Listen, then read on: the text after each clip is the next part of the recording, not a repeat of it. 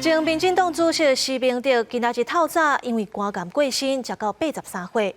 施明德是反对维权的美丽岛政治犯，后来佫发起红衫军运动，要甲陈水扁赶落台。伊一世人坐监超过25冬，是台湾民主化过程的指标人物。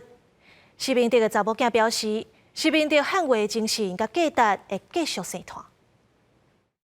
接班的人不是说因为我年轻，所以我应该接班，应该谈谈说，我想要带领这个党，带领这个国家往哪里走。发表回忆录，前民进党主席施明德内容是大大批评民进党。施明德一生拢徛伫执政者的对立面。15透早肝癌过身，享受83岁。施明德因为美丽岛事件，捌3摆以政治犯的身份坐监，2摆被判无期徒刑。曾有前副总统李秀莲嘛，才唔甘。离岛世代，我们所有冒险泛滥、怀有历史使命的同志。有很深的革命感情，明德兄辛苦了。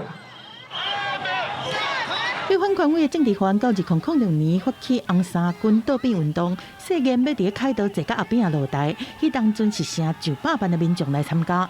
台湾人民在写历史，各位都是主角，各位都是台湾历史重要的贡献者、缔造者。感谢各位。不过，施明德的心愿并无实现。伊的过身，前总统陈水扁嘛发文悼念伊是一代枭雄。除了倒变，伊的金马铁军论和处理两化问题大一中架构，拢引起较大的关注。大一中架构意在中华民国与中华人民共和国之上，共组一个不完整的国际法人。施明德的2个查某囝发文讲，施明德伫伊生日即天启程，和出生入史的战友团圆，一生行为精神和价值会永远成长，红叫做是台湾的曼德拉。施明德传奇的一生，无得行维权正式结束。记者综合报道。